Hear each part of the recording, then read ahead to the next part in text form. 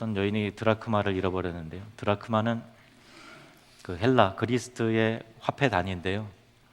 그 로마의 화폐 단위인 그 데나리온하고 그 가치가 똑같습니다. 한 데나리온은 아시죠? 그 노동자의 하루 품삯이에요. 그러면은 우리식으로 말하면은 한 드라크마 혹은 한 데나리온은 한 10만 원 정도 되겠네요.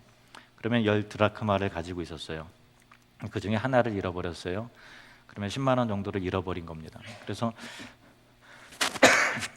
등불을 들고서 막 샅샅이 집안을 찾아 헤매다가 결국은 찾아서 너무 좋아서 이웃과 친구들을 불러다가 잔치를 할 정도로 그렇게 너무 좋았다라고 하는 예수님의 말씀이에요.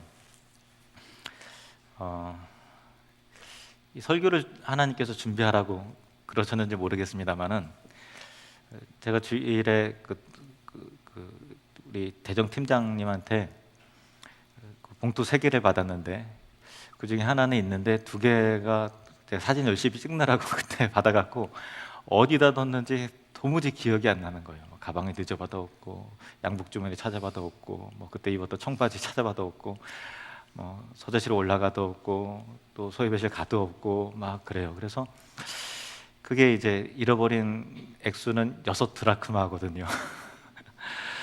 그래서 야, 이게 큰일 났다. 이게 성민엄마한테 뭐라고 얘기하냐? 아니면 내가 안 받았는데 받은 걸로 내가 꿈꿨나? 그래서 체육이사님한테 전화를 해서 혹시 저한테 봉투 주셨냐고 했더니 줬는데요. 그러니까 꿈은 아니구나. 그럼 어떡하지? 이렇게 해서 결국은 제가 동선을 막 추적을 해서 중간에 옷을 한번 갈아입은 거를 내가 생각을 해냈어요. 그 다음 날. 그래서 보니까 그 마이 주머니에 그 6 드라크마가 있더라고요. 얼마나 좋았는지 이 본문이 너무 이해가 잘 가기 시작했어요.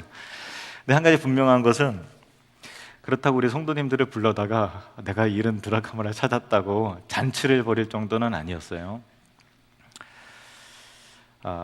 예수님의 비유는 쉬운 비유입니다만은 다 완전한 공감이 되지는 않죠. 왜냐하면 찾았으면 찾은 거지. 그거 가지고 뭐 유난스럽게 친구를 초청하고 이웃을 초청해서 내가 잃은 10만 원을 찾았노라 하면서 잔치를 벌이면 틀림없이 적자인데 좀 잘 이해가 안 가는, 공감되지 않는 부분도 있습니다. 그런데 그 당시의 유대인 사회 속에서 그들의 문화와 정서와 배경을 서민들이 어떻게 살아갔던가라는 것을 이해하면 특별히 그 유대 여인들에게는 너무 공감이 되는 그 비유였어요.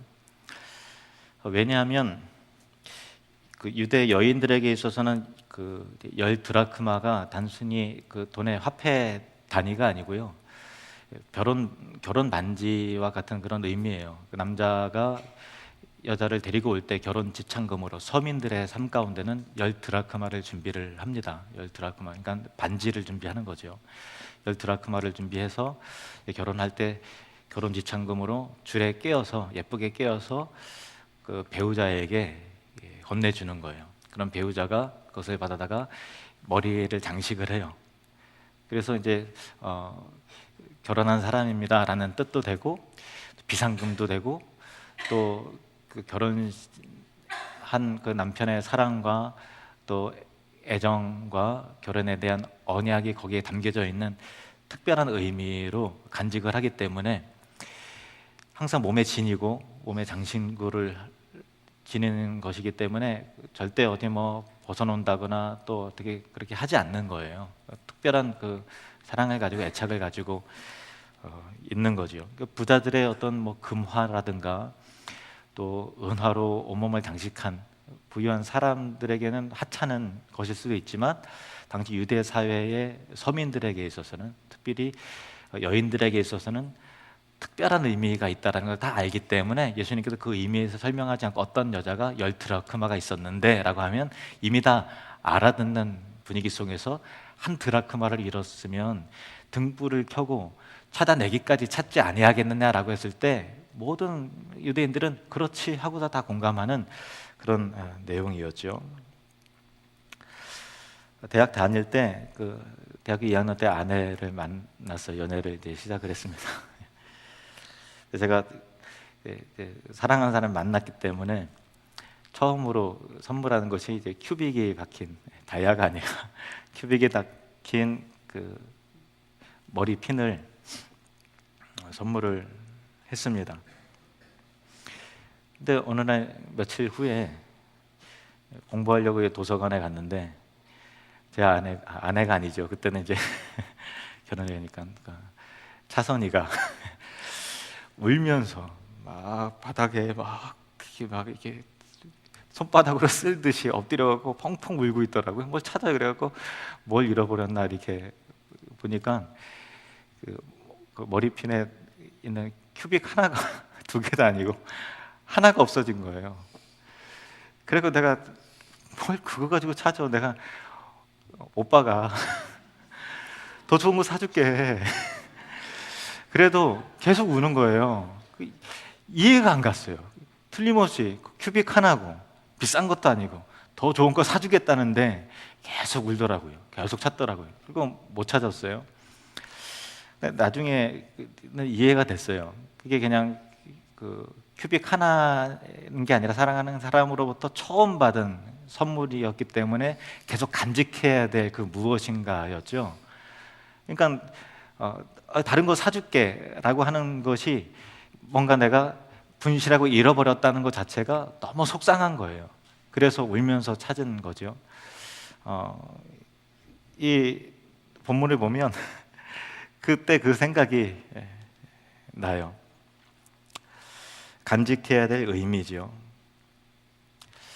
담겨진 의미, 한 드라크마에 담겨진 의미는 화폐가 지닌 가치, 또 어떤 경제적 가치, 산술적인 가치로 표현될 수 없는 평생토록 영원히 간직해야 될 의미로서의 내용이 거기 있는 것이죠. 그래서 그 여인에게 있어서는 한 드라크마를 10개 중에서 한 세트로 되어 있는 10개의 장신구인데 하나가 없어졌을 때 가슴이 철렁해서 이게 큰일 났다 어떡하지 하고서 초조한 마음으로 그렇게 쓸고 닦으면서 찾았을 것입니다. 왜냐하면 그 한 드라크마는 남편의 사랑이었고 언약이었고 결혼이었기 때문에 그런 것입니다.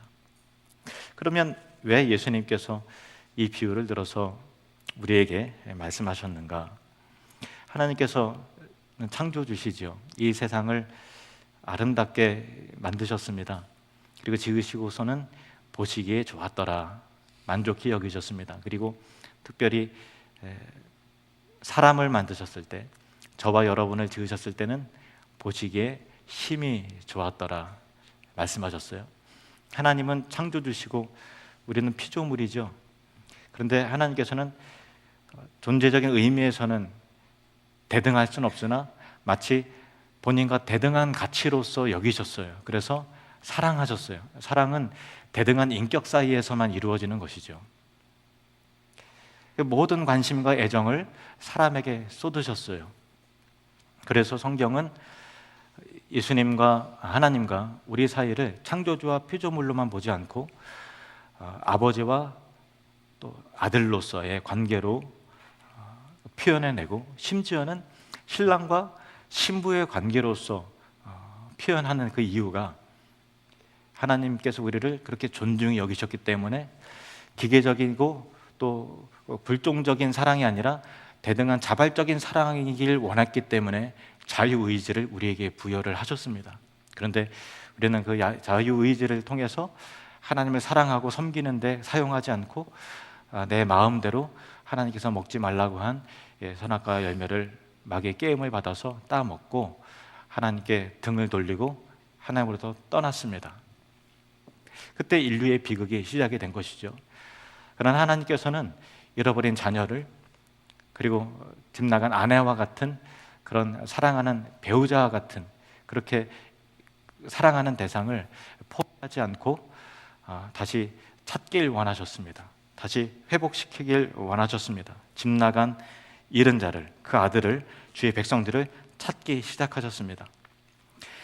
오늘 예수님께서 말씀하신 남편의 결혼과 애정과 사랑이 담긴 잃은 드라크마 하나를 찾기 위해서 초조한 마음으로 큰일 났다 하는 마음으로 울면서 바닥을 기면서 엎드려서 손바닥으로 샅샅이 훑으면서 비를 가지고 쓸고 있는 이 여인의 모습은 이 땅에 오셔서 애타는 마음으로 죄인을 부르시는 성육신 하신 예수 그리스도의 모습입니다.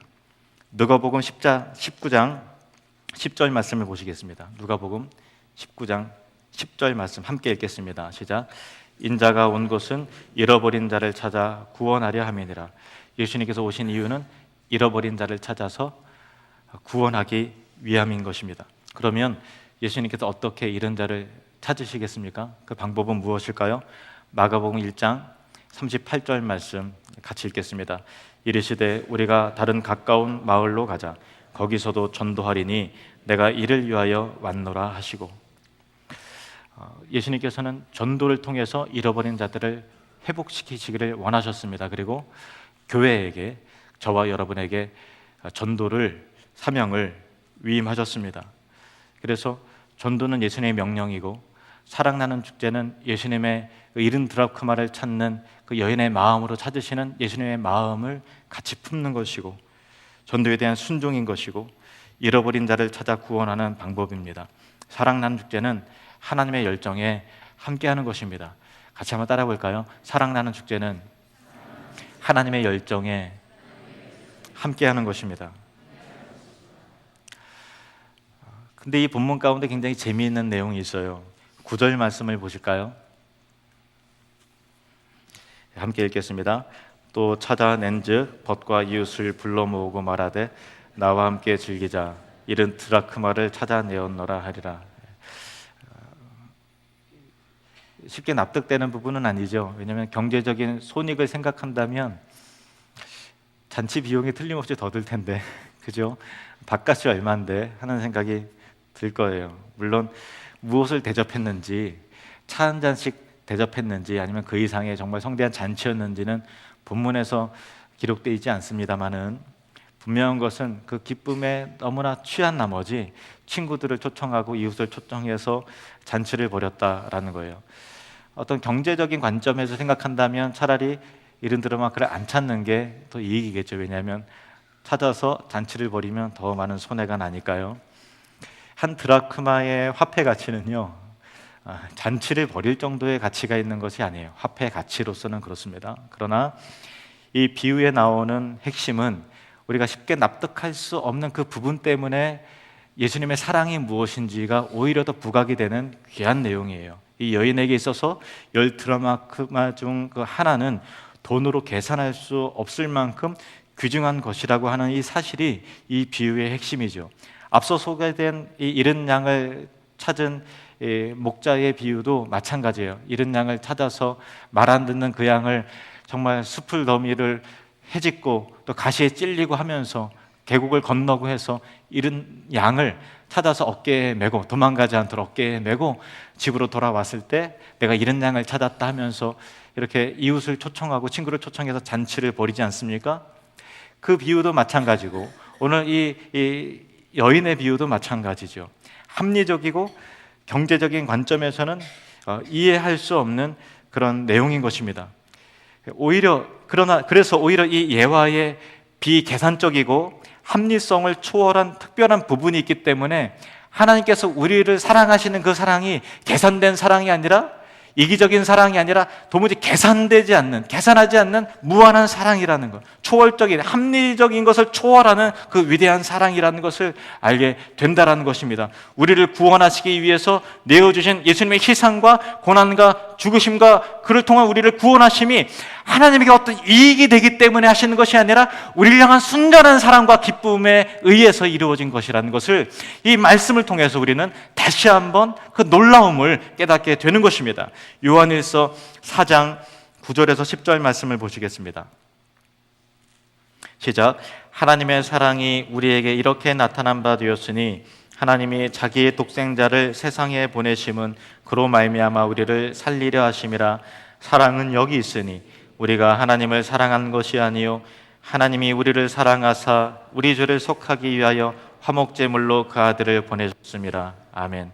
10절 제가 다시 한번 읽을게요. 사랑은 여기 있으니, 어떤 사랑요?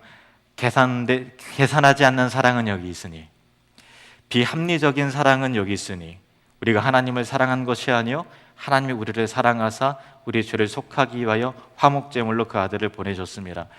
만약에 여러분 스스로가 하나님께서 그 아들 독생자를 나를 구원하시기 위해서 그 아들을 희생하신, 또 예수님 입장에서 나를 구원하시기 위해서 자기 목숨을 내어진 그 사랑이 이성적으로 이해가 된다라고 하면 아직 그 사랑을 잘 이해하지 못한 겁니다. 하나님의 사랑은 비계산적이고 합리적이고 우리 이성을 초월한 무조건적인 사랑이기 때문에 우리의 계산과 우리의 상식과 우리의 이성적으로 납득되지 않는 사랑이기에 더욱더 온전한 사랑이라는 그런 것입니다.